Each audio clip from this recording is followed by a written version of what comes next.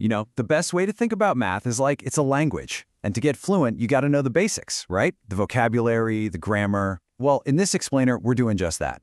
We're going to master the foundational language of algebra, algebraic expressions. This stuff is the bedrock for everything, from advanced science to totally crushing your SATs. So here's our game plan. We're going to start by decoding the basic language of algebra. Then, we'll get into the super important fruit basket rule for combining terms, and after that, we'll put it all into practice. To finish up, we'll power up with something called substitution and then learn how to isolate variables. Ready? Let's get started. Okay, first up, decoding the language. Just like when you're learning to speak, you have to start with the alphabet and some basic words before you can build sentences. These next few things are the core components you'll find in every single algebraic expression. Let's begin with the most fundamental piece of the puzzle, the variable. It's really just a letter, like X, Y, or A, that's basically a placeholder for a number we don't know yet. You can think of it as the mystery we're always trying to solve. All right, next is the coefficient. This is the number that's right there in front of the variable, and its job is to tell us how many of that variable we're dealing with. So, in the term 4a cubed, we don't just have a cubed. Nope, we have 4 of them. And then we have the base. Now, this is the variable part of the term, and this is super important. It includes the exponent. So in our example, a cubed is the base. Seriously, lock that detail in your brain because it's going to be a huge deal in just a minute. So when we take all these pieces, coefficients, bases, and variables, and we string them together with plus or minus signs, we finally get an algebraic expression. It's like a complete mathematical phrase, a whole sentence that's just waiting for us to figure it out. Okay, so we've got the vocabulary down. Now it's time to learn the most important grammar rule there is for simplifying expressions, combining like terms. I like to call this the fruit basket rule. It's simple, right? You can't add apples and oranges, and believe it or not, in algebra, it is the exact same idea. This right here shows you everything you need to know. Like terms must have the exact same base. That means the same variable raised to the exact same power. So 3x and 8x, those are our apples. They're like terms. But look at 3x and 3x squared. Nope. Even though they both have an x, that different exponent makes one an apple and the other an orange. You can't combine them. You might want to screenshot this, because this table is your ultimate cheat sheet. Check it out. When you're adding or subtracting like terms, you only deal with the coefficients. The base just comes along for the ride. But things get a little spicier with multiplication and division. You still multiply or divide the coefficients, but now you have to mess with the exponents. You add them for multiplication and subtract them for division. All right, that's enough theory. Let's get our hands dirty and actually put these rules into action.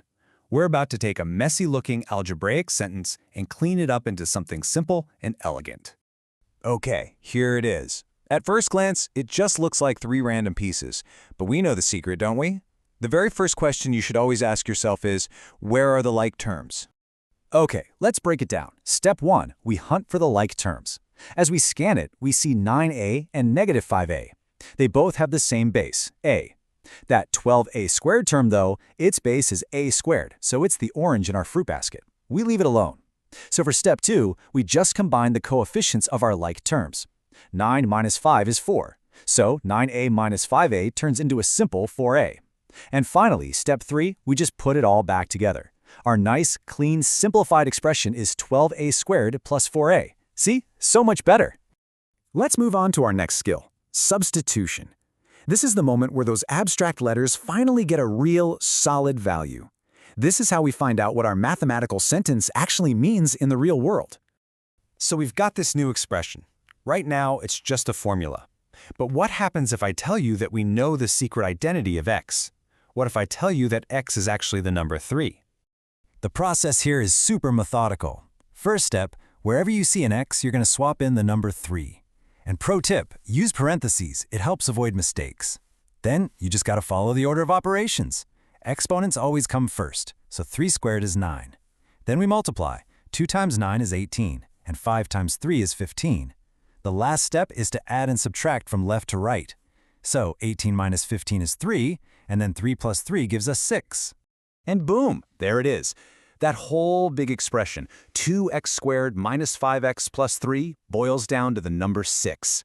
But remember, that's only true when x is equal to 3. By substituting, we gave that abstract expression a real, tangible value. All right, for our final section, we're going to level up to a slightly different kind of problem. Sometimes the goal isn't to get a single number. Sometimes it's to rearrange an equation so one variable is all by itself. This is called isolating the variable, and trust me, it's a crazy powerful tool you'll use all the time to solve for unknowns. Check out this equation. The question asks for the value of a in terms of b. That's a key phrase. It means we don't need a final number for a. We need a new expression that basically says a equals, with b on the other side. Our whole mission is to get a all by itself on one side of that equal sign. I love thinking about this as an escape plan for a. Right now, a's kind of trapped. We have to undo everything that's being done to it. First, that 8b is being added to it, so we do the opposite. We subtract 8b from both sides. That leaves us with 4a equals 16 minus 8b. We're closer. Now a is being multiplied by 4, so again we do the opposite. Divide every single part of the equation by 4. And that gives us our final answer. A equals 4 minus 2b. Mission accomplished. And just like that, you've done it. You've just learned the fundamental grammar of algebra, from identifying the pieces to simplifying and solving. This is a huge step forward. So, you've learned the grammar of algebra. Now the big question is, what are you going to build with it? The most important thing now is to practice. Keep using this new language because honestly, these simple rules are the building blocks for solving some incredibly complex and amazing problems out there.